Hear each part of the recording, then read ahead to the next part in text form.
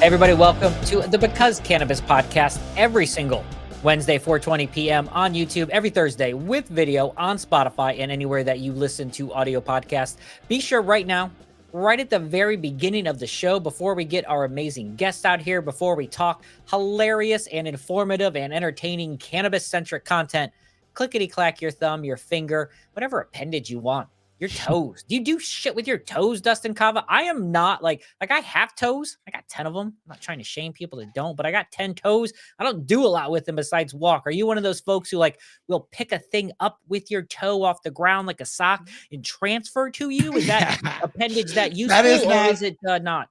That is not me, but my girlfriend, it's like she has a third hand. She could just do whatever with her toes. She can grab anything. She could fucking write me a note, get milk. And she can.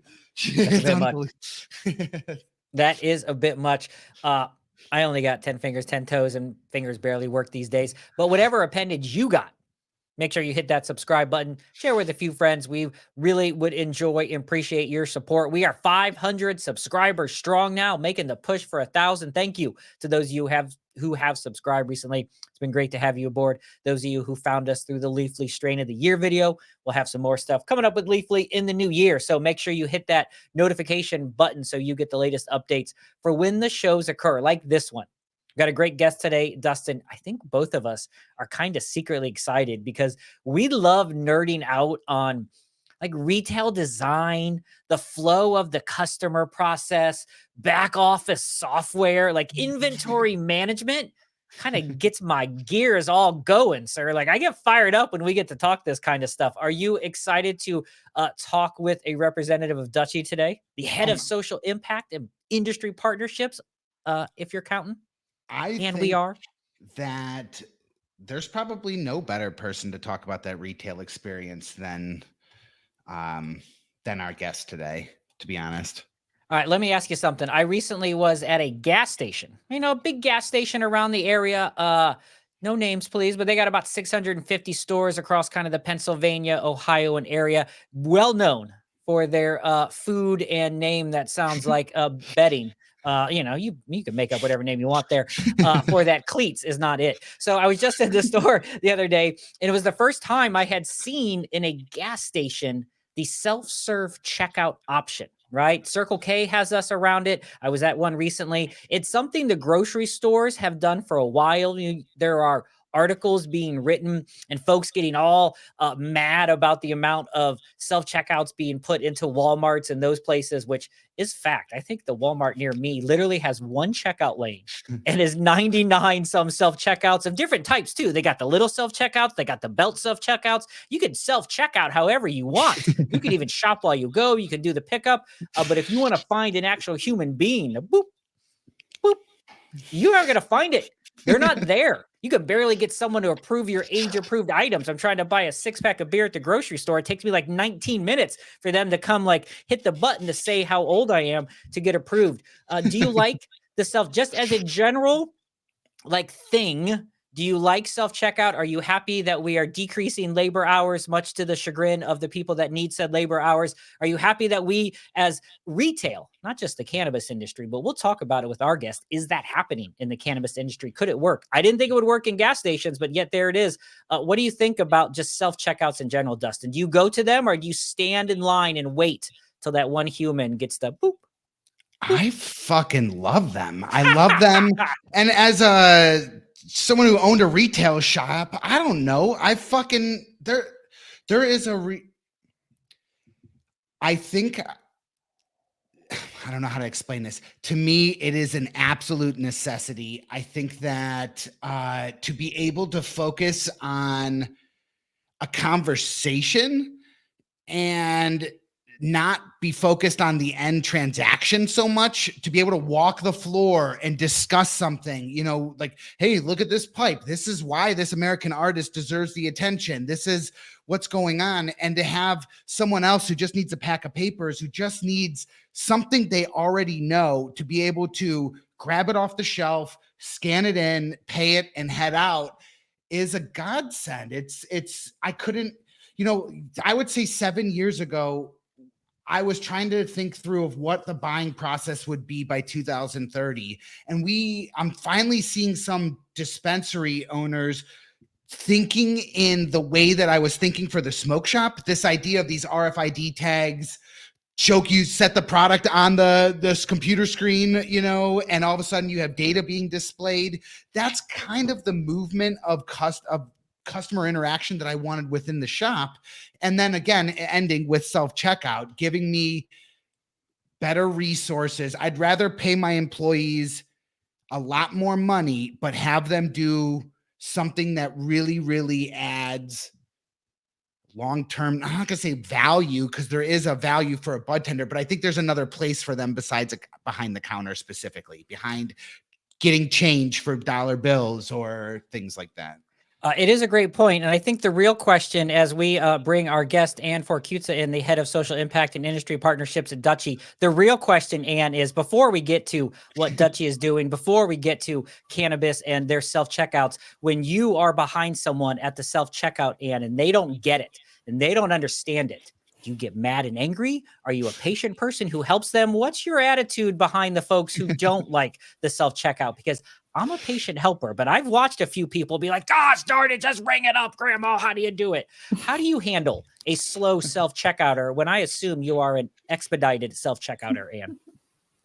I'm an expedited self-checkouter. I believe that about you. You have that vibe.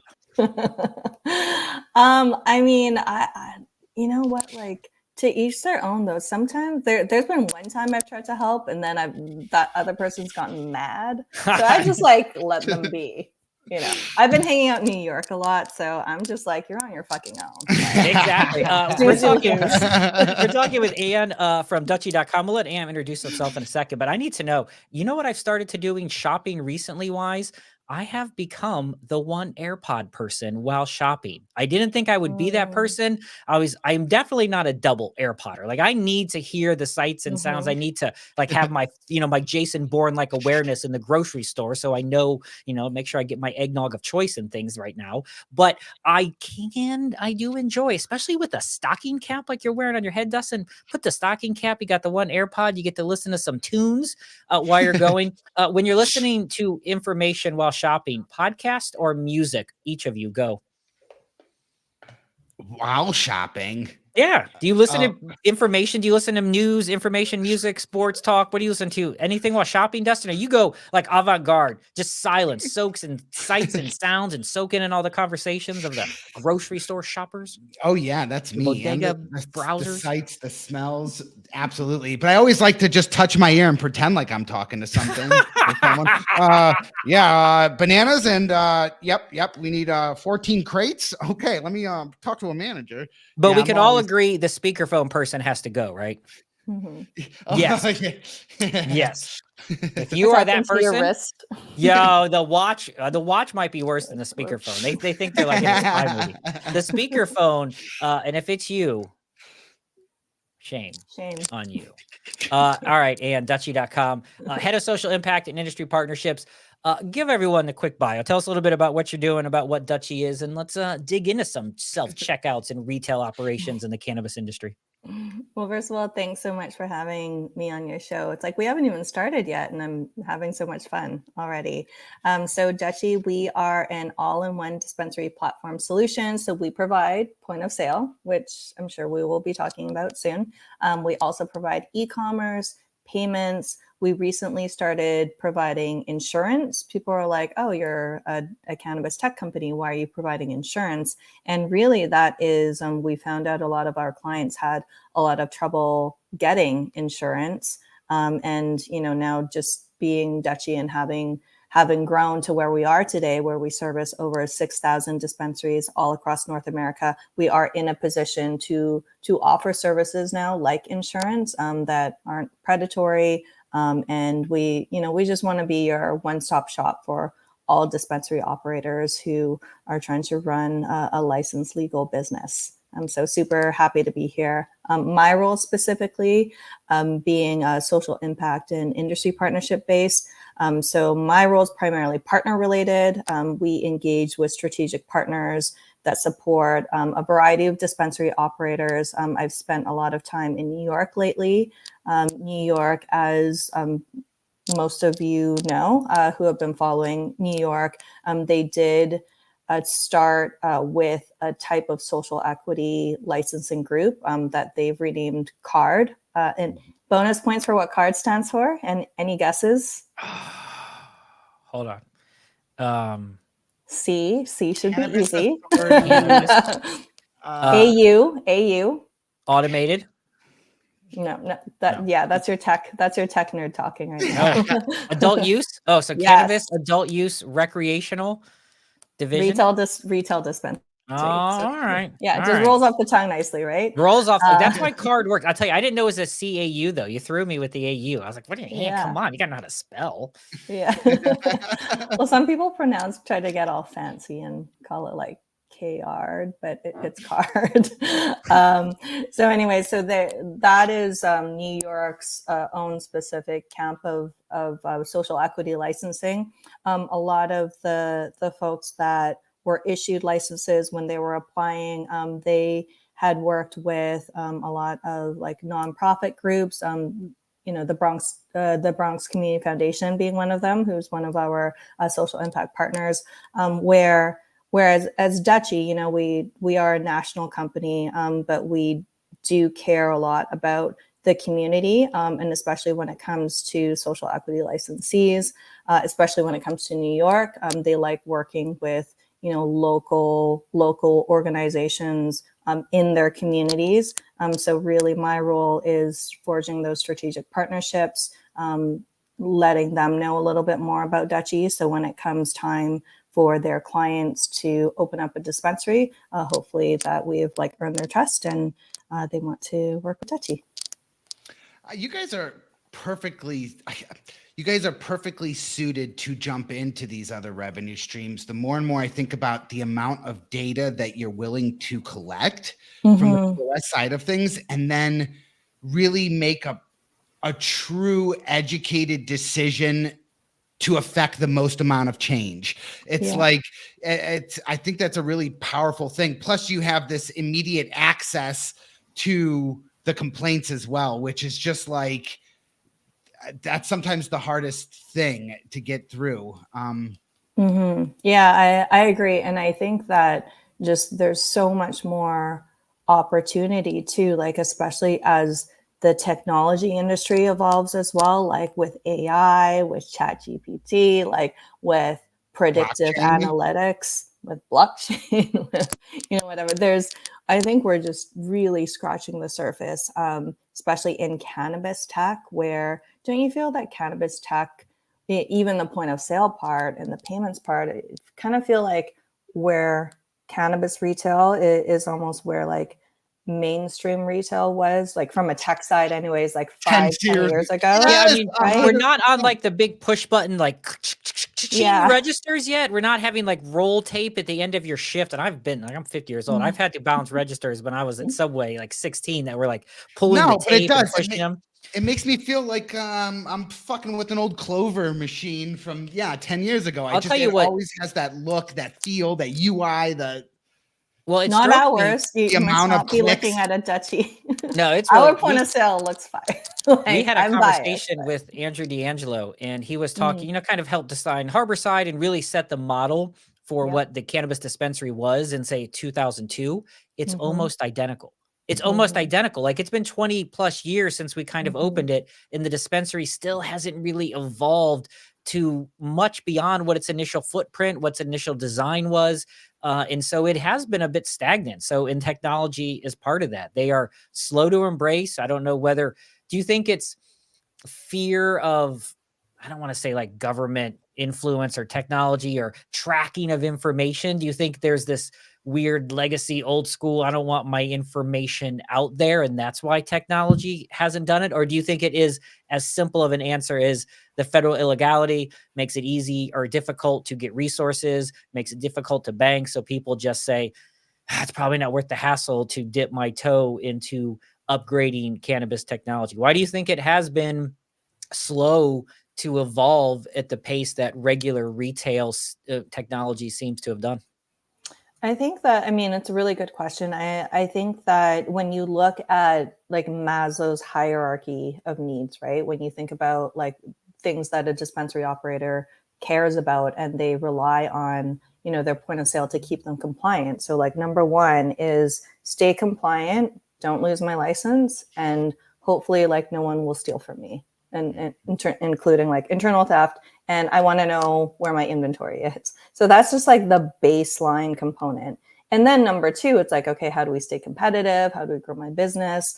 How do we increase my AOV in terms of like increasing basket size? And then we start getting into like loyalty and then whatever mastery, whatever that top part is. So I think that we've been stuck in this at, you know, just at that baseline component. And the important, like the number one question we always get at Dutchy is like, why can't I use a Clover or a Square or like a Toast in my own restaurant point of sale system?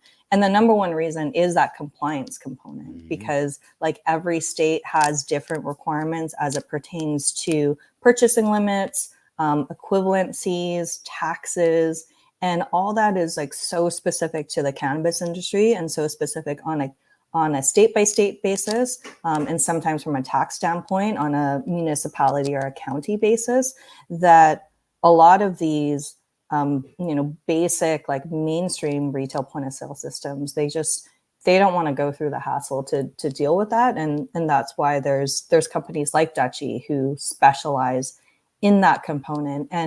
And it is so tricky because the compliance rules are always changing, that like from our like, you know, product R&D like roadmap standpoint, our number one priority is the compliance component, which is like the less sexy stuff.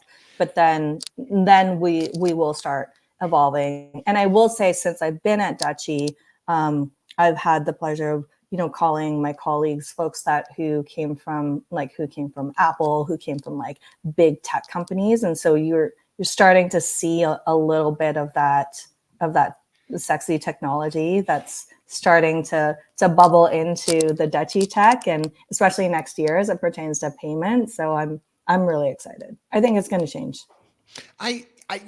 You guys are finally in a position where you can, when you first start out, you're reading the law and you're developing a piece of software that just follows one by one right down the line of what they're expecting from you and what the output should be to them.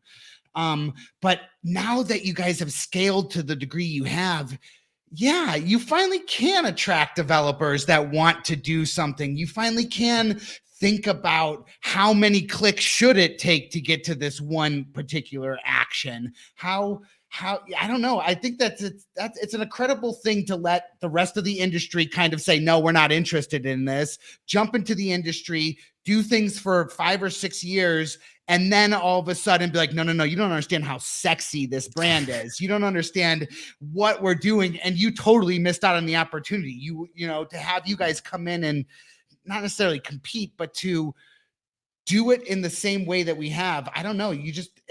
It's really, really cool to think of it in that terms, that there's finally that development side of things that is like, hell yeah, I'm in the cannabis industry developing tech for it. Like, that's where I want to go. Why should I go work for some? It's been something you always had to be like, I develop tech, and you hope no one asks, and you're like, oh, where do you work at? Oh my God, I work in the cannabis industry. Don't tell anyone. Now it's like, here's my weed leaf hat. I work in tech and the cannabis. It definitely has evolved probably since you've been there, the acceptance of like retail and cannabis and stuff like that. Yeah, absolutely. I've been in the cannabis tech space for almost 8 years, which is 80 years in cannabis years. I've been told. Cannabis years. How long have you guys been in the space? I'm just curious. BC first. Oh, I've been doing so. I worked about 8 years now is really been started to focus since Ohio started playing with its legality. We've talked about this a lot on the show for other listeners, but when, you know, in my 40s, I didn't really realize that cannabis could be a job. Like you could take skills like I had, which was multi-unit management, 15 years of marketing, buying, selling on a retail level of a multi-unit chain store, developing, integrating point of sale systems. I was responsible for a 24 store chain, both point of sale and back office software overhaul, right at the Yep. time and talking high end, capturing data off that, like, oh, then preparing, standard operating procedures and Oh my training. God. So I So didn't like change realize, management too. yeah, like I just didn't realize though so hard. that those things applied. I didn't Yep. think I thought you had to know how to grow weed. Like, and that's even in my 40s, which shows you as it was legal in other states. And sitting here in Mhm. Ohio, I never thought it could be a thing. And then kind of started to realize that you could. And then the last 4 or 5 years really spent digging myself, learning, having this show, talking with lots of amazing folks in the industry. And now it's been fortunate enough to apply on some levels in the industry. But it was that late in life, midlife Wow. crisis, Phoenix-like rebirth from the ashes, and whatever you want to call it. I'm the sexier Phoenix-like rebirth. Midlife crisis definitely is what my wife would call it. It's the mustache. But yeah, it just, it happened. So it became You a pull it thing. off. Yeah, thank you. I appreciate that. But it was and I think sometimes, and I'll let Dustin, sorry, I'm long-winded, answer, but I think sometimes people don't realize how applicable some skills, tech development, can be Mhm. in an industry that is lacking because you don't see it and you're like, well, they don't need Mhm. me. But then you dig into it and you realize, oh my gosh, why are you guys still doing it this way? Like, why are you Yeah. thinking this way? And they're like, well, it's all Yeah. about the cannabis. And I'm like, I know, but the Yeah. cannabis is a thing. It's like, Like, is we it? gotta they all got cannabis. Like, all our competitors have great quality cannabis. Like, you gotta Yeah. have more than that. And so I think that's a big part. But I think that transferable skills is always interesting. Absolutely. Dustin's been doing this for a long time though.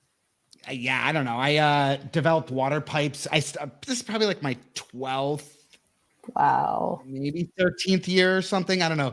But developing water pipes for the industry, smoking devices, and then Wow. owning a high-end glass shop for 7 or 8 years. I just successfully exited from that Oh, about 2 congrats. years ago, a year and a Yeah. half ago. That's dope. And then now I've always built websites for all my brands, for all my companies and that. So now I do a lot of web development for like companies like Grasslands. Oh, amazing.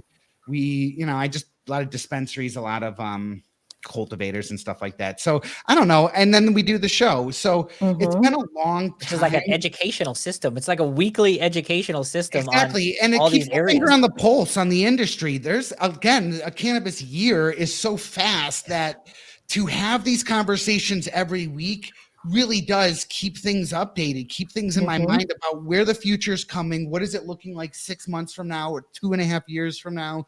And that's a really important thing just for me in general. It's what I've always loved. It's what's kept me interested in the industry. And I don't know. I people don't give enough credit to the tech within this industry.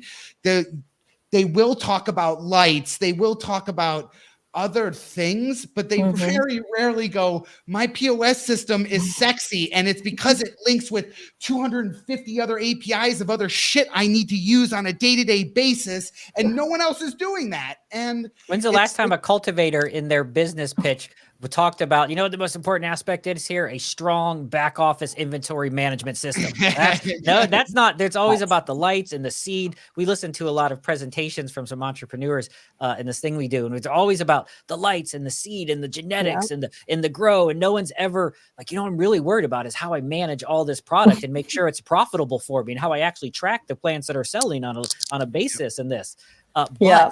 And don't lose your license. That's what makes the business go, though. And I think that's what's happening. I think maybe coming out of COVID, the plant gets you so far, but eventually the plant becomes like a lot of other businesses. As more states go legal, look, it's not going to be Michigan is going to go down 25%. It's not, I don't have to cross the border. So as more states legalize, the plant's going to be abundantly evident and it's going to be available. And there's going to be all sorts of strains and all sorts of THC percentages. So the difference is going to be user it's all experience. about the terp. Yeah, right. It's hopefully it becomes about the terp soon. It's not going. It's going to become about the price. Or the highest THC. Yeah, highest. It's going to come back for a buck. It's for a while. Well, how long do you think it's going to take to change that? I do think that the only way it's ever going to that's not a fight that you can maintain for very long. And to start thinking about lower percentage numbers, but still the same price is a pretty powerful thing to do for an industry or to have happen for an industry right now. So I don't know. I don't think it's going to take as long as everybody says to get that type of understanding and that marketing to the customer to have them Yeah. shift the loyalty in a different way. I am curious, and on your perspective, though, I don't know if you can give out this data, but to counteract that, Dustin, so where I worked for a long time, we sold alcohol. We sold a lot of different types of alcohol during the craft boom, like during this time frame, a few years ago when craft was coming online and everyone loved craft. Number one, actually, I will tell you the top 10 sellers were all low budget beers, Bud Ice, single can, right? Low price points. We know what, you know why Bud Ice, by the way, it's like an 8% content for 99 cents a can. So despite all the crafts and all the things, and those definitely help in their high profit margins, ultimately every store, no matter what we put out, the number 4 or 5, top 4, 5, 6 sellers were all cheap alcohol with like Boone's and Mad Dog. I didn't even realize they still sold it, but it's still sold because it's a bang for the buck. It's a couple bucks to get you in a terrible place. If I remember, it's been a long time. So is that something though, like is the data, like we say that, is there a consistent data that shows that price wins overall in this industry?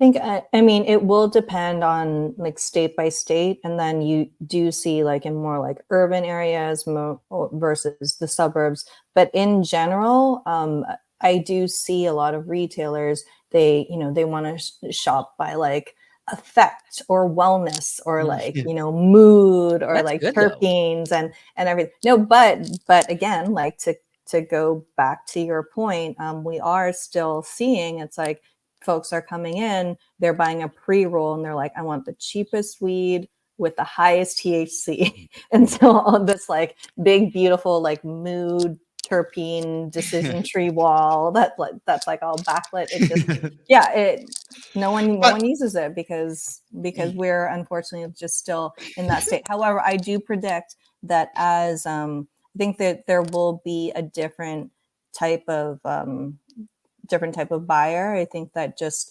Gen Z, I think it is, as folks that don't really drink as much, or they're more focused on wellness and microdosing. I think as different modalities come up, where you've got like beverages that actually don't taste like you're drinking weed, that are actually just really good beverages that happen to have THC content in it. And then as you see like all the other different strains, or not strains, but like the like, it's not just THC and CBD anymore. You've got like CBG, you've got CBC, you've got CBN. And I think that as that evolves and we focus on just really good products that taste really good, you've got like your OGs that will always consume and smoke and vape and whatever. But I think that there's going to be an evolution over time. Like we do see that the fastest growing market happens to be concentrates and beverages, but flower is still king.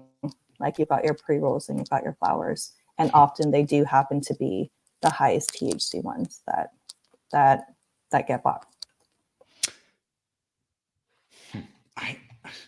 I mean, I don't know. It's more like I can see the progression. I'm just saying you're correct. I've yet to have a delicious cannabis beverage. Most of them, we had Warren Bobrow on. His sounded yummy. Most of them taste. They got that heavy weed taste to them. Oh, have you tried Heirloom? Like they're in New York. Shout out to my friends at Heirloom. Oh, sorry, we got to get to that. I have not had them yet. No, we're still pretty limited here. We'll have way more options. And the next time we talk to you, Anne, as Ohio is just on the very beginning. Yes, congratulations, Ohio. We did it all, Dustin and I. It's our fault. We did it. We love Ohio. Yeah, we've got a Dutchy presence in Ohio too. Yes, you do, and we've seen some of your. It's really cool. We've seen some partnerships that you worked with to kind of set up mock retail experiences with the POS there to kind of help. And that kind of brings another thing of like I haven't seen that done in. It was the first time I'd seen it done was with you guys. And it was, I just always thought of that as a really, really intelligent thing. Not only are you kind of setting your own standards for the certification and training in some capacity, you're able to, when someone walks in to a retail establishment and having that experience, it really helps some of those low-level positions really get in the door a hell of a lot quicker. And it was just a simple thing. Having a 15 by 15 room can really make the difference between them saying yes or no to you for having a job with them. And so I don't know, I love that. Shout out Matt Cox. Shout out Matt Cox, Dutchy from Ohio native, by the way. Love Matt Cox. That's who we ran into him. I used to work, we still do with the Cleveland School of Cannabis, ran into him. He says from Ohio. And next thing you know, the Cleveland School of Cannabis has if you had check it out, has a mock dispensary now, a Dutchy 2 register mock dispensary in their school, training folks how to use it. All because I ran into Matt Cox at a trade show. So yeah, Matt is amazing. And then Sarah Kabikoff, our VP there, she's from Ohio too. So got a strong Ohio connections with Dutchy. Strong Ohio connection there. Yes, and we're seeing more and more schools having these like cannabis university programs, right? So, you know, like however way we can support the cause, support the education component, and compliance is such a key component of it, right? So you need to learn that. And then we're actually working with some of our partners to put together a Dutchy certified program, because that's been a request where whether or not you're a bud tender or you're applying for a GM or store manager role, to be Dutchy certified. If that dispensary happens to already be using Dutchy, then the person hiring you can come in, like, as we all know, like labor is one of the #1 expenses, like for a dispensary. Dustin, you must know that too. So would you rather spend 3 weeks training someone on a new point of sale system, or if they are already using a system that you are certified in using, like you can just get in and start using the system right away. What excites you the most about the space? I mean, you're in a position where you're building these partnerships, and that portion is a very one-on-one type of conversation. Yeah. You really get to know the people you're trying to develop stuff for, or that you want to see. You get to understand their vision. But where do you, outside of those partnerships, what excites you about this space? What's keeping you going and keeping you with Dutchy in particular? Well, I think that all of us who are in the cannabis industry, I think all of us are a little bit crazy, like glutton for punishment. I don't know, but I think a lot of us are dreamers, right? And then I think in general, if you are in the cannabis industry, especially being in the, as like the three of us have, it's like, you do want to make your mark in life and be part of something that's bigger than yourself.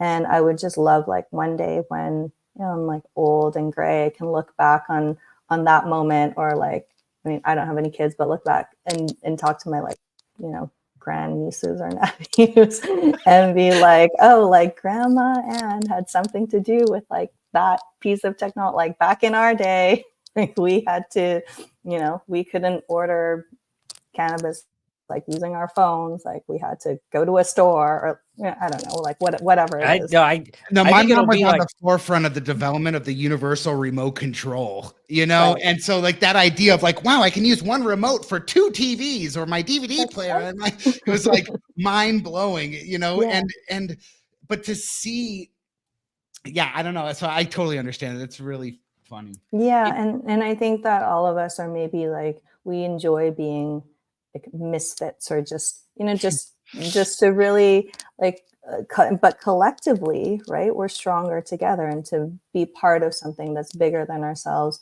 And a lot of just, I know that there's always this stereotype about people in the cannabis industry being like stoners, but just some of the most hardworking, smartest people I've ever met in my whole entire career. They're in the cannabis industry because in order to really succeed in this industry, you need to be smart, you need to be agile, you need to be okay with things always changing. And if you can still survive in this industry, then you can do anything. It's kind of like boot camp for like your next career will be like, what? This is easy. It's like, what? I can get a bank account? Yes. So let's talk about that. You kind of teased it, and I know you probably don't want to give away any secrets, but it's clear that the role of consumers and the role of stores is going to evolve over the next 5 or 6 years, right? The Mhm. COVID, lots of things happened, but one of the things it really forced upon the cannabis industry was the advancement of first curbside delivery, kind of this Mhm. online pickup thing. It was already heading there, but clearly, like a lot of Mhm. things, it put the gas to the pedal to the metal there, all gas, no Mhm. brakes to get it rolling.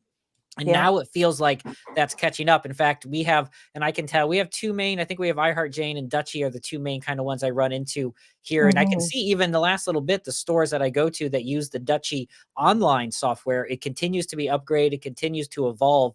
And Yep. so how is Dutchy, and it's a little bit maybe into the roadmap, or maybe just in general, how you think the industry shakes out. You have this industry that's been built on relationships, right? It's been Yeah. built on what Dustin talked about, one-on-one. Everyone always pictured the act of buying cannabis was about going to the bud tender, and the bud tender explains the weed and stuff. And I'll tell you, Which is okay. Like, we're it's not trying okay, to but get rid of I the like, bartender. as a medicinal patient, I love those conversations, but like my dispensaries to be very expedited. I love shopping online. I love doing the comparing. I love looking at Yeah. 2 or 3 dispensaries and price Right. pointing and saying, where am I going to go? And so eventually, and I know we joked about it a second ago, but it probably will be more deliveries where you're at in New York, drones, who knows what's coming down the road, but the act of going, like, that is going to be reality. It's going to get there Wow. sooner than later. We're all going to have those freaking buzzing around us. Oh The man. act of cannabis shopping feels like it's moving more and more to an online before you get to the store way. Is that true? Does that feel like, does the data back that up? And then how do you as a company try to build software that both works great with the user, the staff, but then also is very customer friendly? The UI has to be Mhm. super clean. It has to be super easy. We have multiple dispensaries. Some have touch screens. Some have, as Dustin alluded to, that you bring the little device and you set it on a screen and it tells you the Mhm. data. Some don't have anything. How do you look at the evolving customer purchasing? Are we going to see more and more like focus on the front end of the customer web experience, or is it about the back end? What's it like, or how do you think it goes in the next 4 or 5 years? I think like for the cannabis industry, especially cannabis retail, I still think cannabis retail is a little bit, there's again just like some baseline components that cannabis retailers need to overcome before that mainstream retail. Like if you're selling T-shirts, it's like you can just assume that if you order white T-shirts, 10 white T-shirts, because you sold 10 more white T-shirts last week, that next week there'll be this, the Yeah. consistent same 10 white T-shirts. Yeah. If you're in the cannabis industry, that's equivalent to ordering 10 white T-shirts, but then the 10 white T-shirts are out of stock and you really got yellow T-shirts, and you're trying to sell the yellow T-shirts. And the yellow T-shirts make you feel a little different when you wear them, They but make you're you like, feel a little it's still different. it's still a Yeah. T-shirt though, right? Yeah, It's still a exactly. T-shirt. Yeah, but then your customers, like the consumers, are just like, you're trying to rip me off. I ordered a white T-shirt. I got one last week. And you guys are Great just analogy. trying to rip me off. And then the dispensary operator's like, yo, like, what we got, right? So I think that there's things that dispensary operators, they still need to overcome and solve before that maybe other retailers do not need to worry about. In saying that, from a dispensary tech standpoint, I think our job is to do our due diligence and make sure that there's technology solutions that can make it easier and faster and more efficient for dispensary operators to operate. So whether or not that's inventory tracking, that's automated compliance to make sure that your reporting is accurately being reported to the state traceability system. If we can automate and do all that stuff, then the dispensary operator, that frees up their time to focus more on that customer experience and focus more on the loyalty component. So you get repeat customers. I still think that there's nothing like the human touch and the human interaction. So I don't think that we'll ever get rid of stores. If anything, it will just be like we're talking about the self-checkout component piece. It's like maybe you have both, right? And so there's just choices on how you prefer to shop, whether or not that's in a self-serve manner. Maybe you do want to talk to someone. Maybe you do want to do delivery, and it's really up to you. I don't think there's there's a right or wrong way. I mean, you look at something like gas stations and convenience stores, right? In theory, there should be no 7-Elevens, there should be no Circle K's, because you could buy all that online. You could get, your chips and whatever you need delivered to you, but people still go to those stores, and there's a reason for that. Yeah, I always picture an Amazon locker for fucking Exactly. for weed or something. And Is I there don't know. places that are doing that? Is there anyone that There are does vending machines, and like a there are Chipotle where you 24-hour. and you can have very, very minimal interaction to get your item? Yeah. And again, it does depend on the state, and it Sure. depends on the regulations. There are Like some. Oregon's got no rules. They're like, or Oklahoma. Oklahoma's like, yeah, whatever, bro. Whatever happens in Oklahoma stays in Oklahoma. And the distance, like Oregon, man. like they're super for it. I would imagine somewhere in Oregon and Washington is like a Chipotle of cannabis where you make it up. No one even asks me when I go to Chipotle. There's 19 bags. I take whichever one I want. I'm like, I don't know. It's like a smorgasbord. There's no control.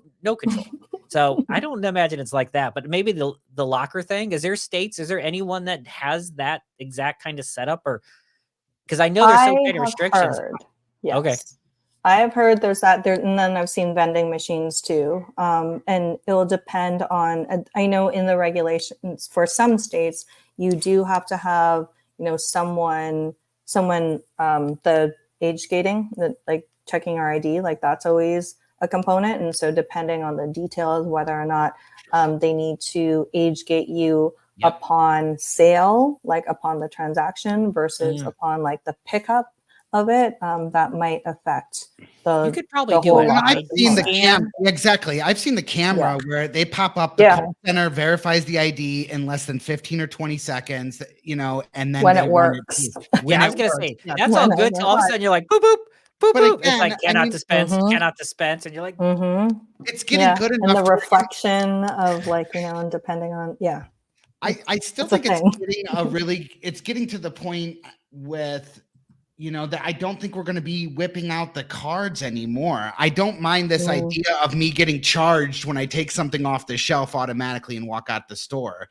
I don't really kind of like the bar, like at the hotel, like the mini bar. And yes, exactly. Except this one is measuring the jars everywhere. It has, 40 cameras that track the movement and can tell me that this jar was picked up 40 times in the last hour. Or, I have like a bar near us, Dustin. You wear a bracelet and it activates this, like there's 62 taps and you go up and you go boop and it approves you and it dispenses and it measures by ounce. And at the end of the day, you have as much as you want and you just turn your bracelet in and it charges you by the ounce, no matter what you have. It's smart enough to do all that between a bracelet and the tap devices. It's really intuitive. And we're there. So the question then is then, doesn't that free up the personnel to just continue to focus on education when they don't have to do some other thing? They don't even have to take it off the shelf or tell anybody. They can just talk to a person and say, this is my recommendation. This is what this made me feel like. Why do you want to use this? How are you going to use this? To tell the story behind a product and build loyalty. That's not what happens. As soon as the self-checkouts go in, they cut staff. Like they don't use the self-checkout to replace those labor hours with someone who's doing a great job delivering customer service. Most stores use the self-checkout to cut Jimmy or Jill out of a job so they can save 40 hours times minimum wage a week. I mean, let's be real. Like, I go to pick a store with the self-checkouts. There are way less human beings wearing smocks for their particular store than there used to be. And there's a ton of things. So maybe I think at a grocery store, right? But if we're going to go back to a liquor store, cold beer and wine store, and I hate comparing like alcohol and cannabis. I know it's different. Interesting takes though on the retail side of it, on the age gating and that type of stuff and how you do it. Yeah. Like, do you see, I have not seen a self-checkout yet at like a specialty wine store. No, we have state liquor stores here, and there's always a human being. Even as I said, at the grocery store to buy liquor, to buy beer, even at the gas station, you can't buy beer at the self-checkout, and then you have to wait for someone to approve. And sometimes they have those security devices on your liquor, so you have to wait for them. They bring the special clip to take it off. Yep. So it's still difficult. Even buying alcohol online's hard because it's very weird to do still. Exactly. So I think it's a little bit of that too. And then going back to your point, and we're all technology nerds here, right? But I think that the tech needs to solve a problem. So like going back to like the advanced bracelet, like weight scenario, and it's like, how hard is it to really pick up a jar, Dustin? Come on.